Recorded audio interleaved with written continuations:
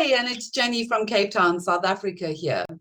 And for so long now, I've had this message on my heart that I've really wanted to be able to put into words and encapsulate it in something that doesn't come across as criticism, judgment, laying guilt at anybody's feet, or dissing anyone off. And so because of all these little angles, I have taken a while to do this recording. I have taken a while. And I am happy to say that here I am. I'm going to tell you the honest to God truth. Stop idolizing the messenger and start hearing the message. Let me say that again. Stop idolizing the messenger and start hearing the message. Chuck this idolization out the window.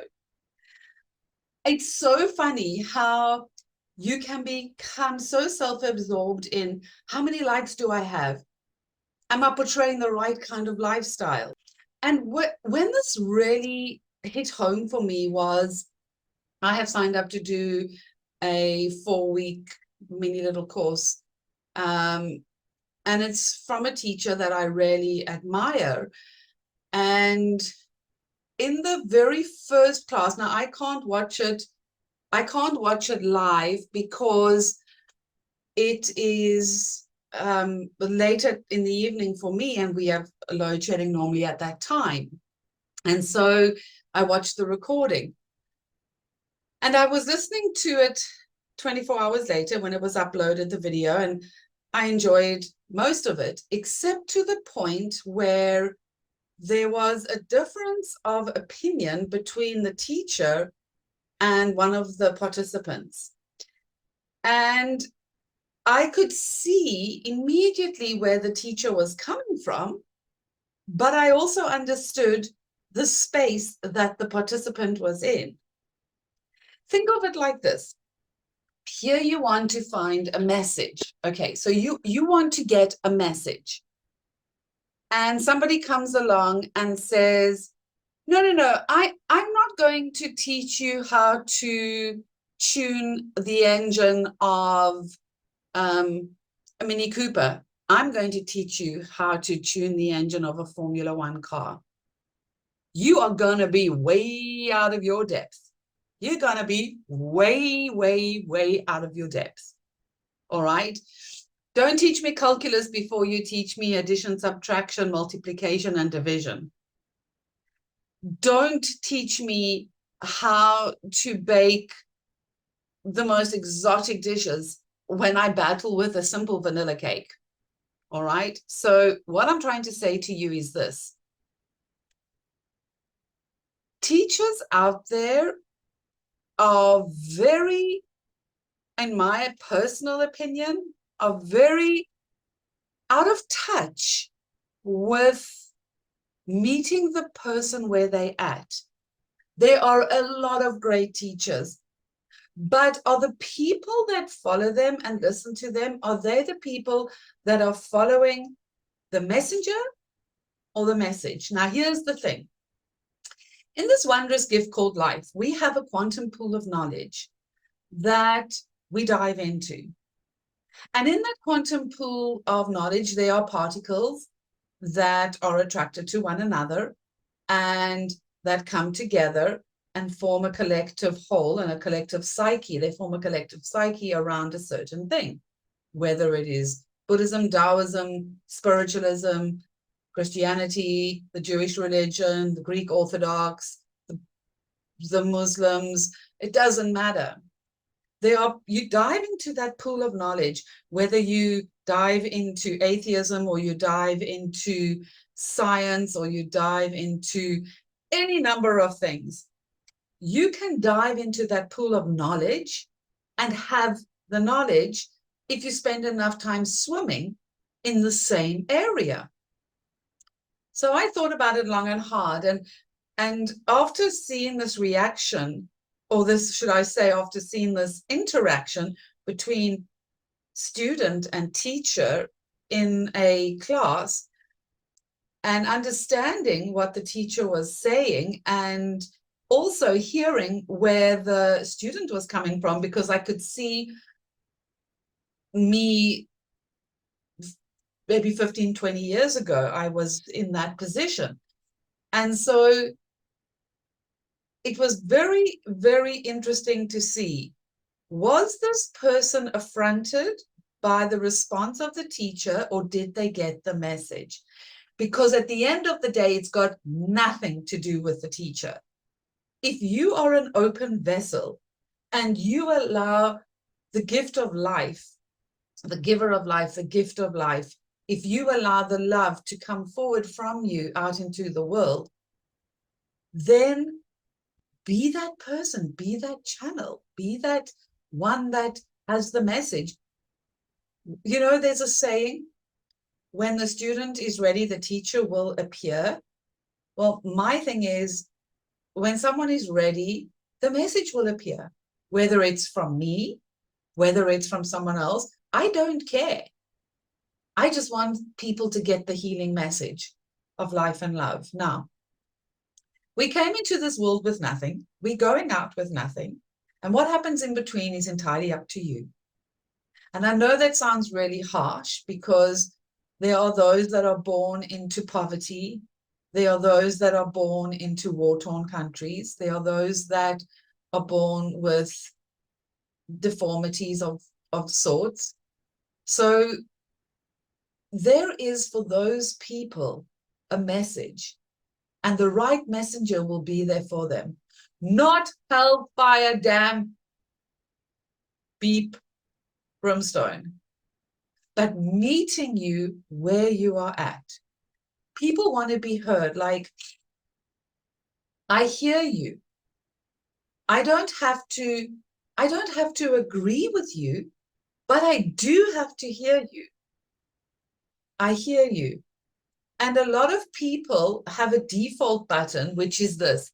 Their default button is to talk so much that they avoid hearing, to talk so much that they avoid being hurt.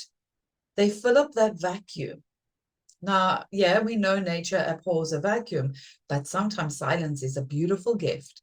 This is not about idolizing anybody. This is not about idolizing a specific person.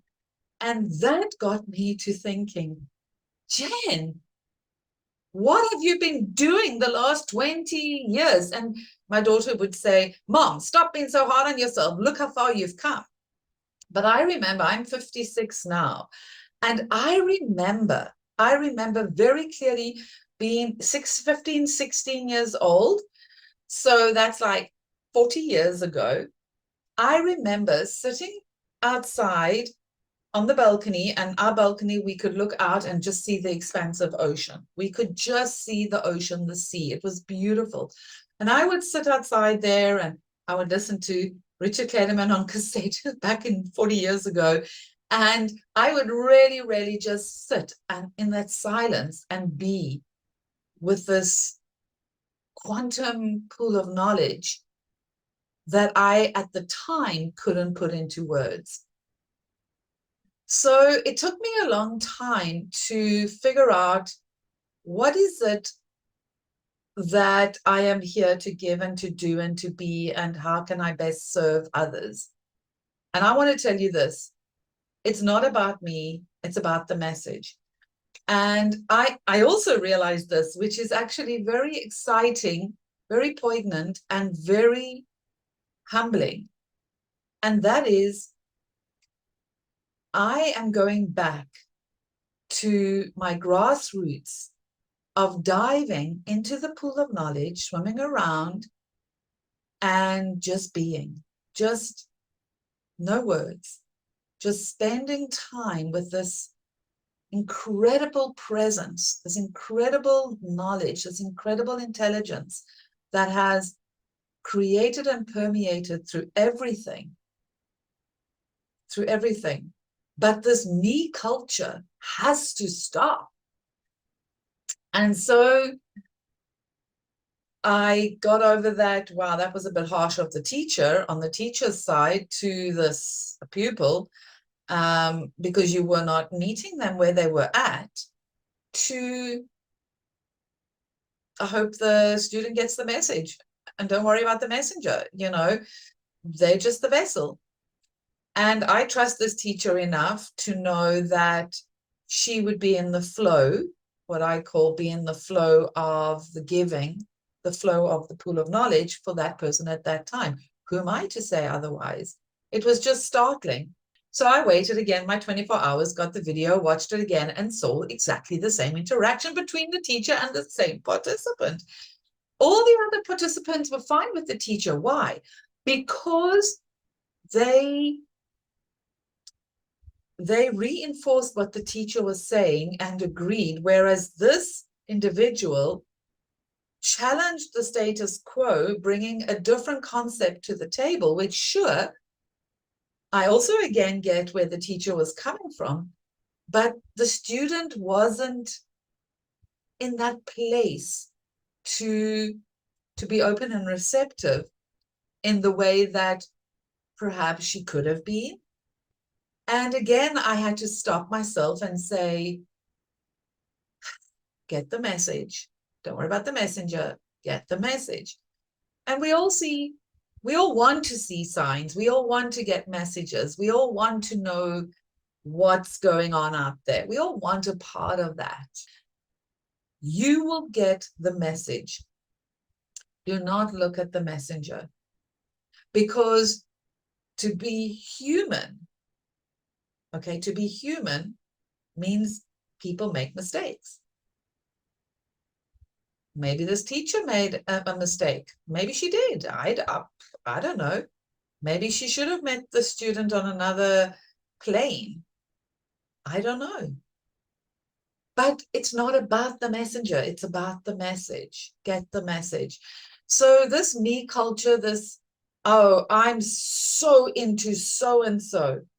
I'll give you a classic example. I love Dr. Joe Dispenza, and I probably have here most of his books, and certainly in the last 5-10 years.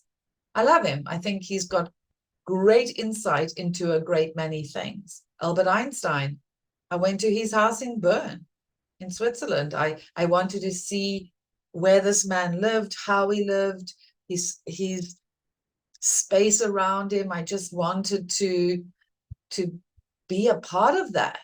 I wanted to be a part of that. Although he wasn't apparently a very nice man, he was certainly a revolutionary, and he made me think about things that I ordinarily would not have thought about. Look at Dr. Joe Dispenza. Take away the doctor title. Look at the late Dr. Wayne Dyer. Take away the doctor title. Look at the person, Joe Dispenza, Wayne Dyer. And I'm not discrediting their title. Again, they are the messenger. It gives validity to what they're saying. It gives validity to what they're saying. But at the end of the day, it is not about the messenger. It is about the message. And this video is twofold. One, it's for the messenger saying, meet those that come to you where they're at. And two, the person looking for the message, take away your preconceived ideas of who this guru status is in your head and look at the person. The person is fallible, prone to make mistakes, to err is human, to forgive divine. Thank you, William Shakespeare. All of these things. It's a quantum soup full of knowledge. So I spent a long time realizing, what am I here to do? What am I here for? And really, really looking at it deeply within myself. And I realized I don't want to, and I'm not going to, I'm not here to teach one mainstream thought of thinking. I am here to bring you to a place where you can blank the canvas, find the message you're looking for, and then paint the landscape of your life with the message that you receive. And there's always messages out there, always. So for me, I'm doing A Course in Miracles, Volume 2 workbook for students. I'm doing the one lesson a day because I believe that it's mind training really on steroids. It's like mind training like no other. And it's challenging. And I'm doing it because I love it. But I'm not saying it's right for you. There might be another path for you.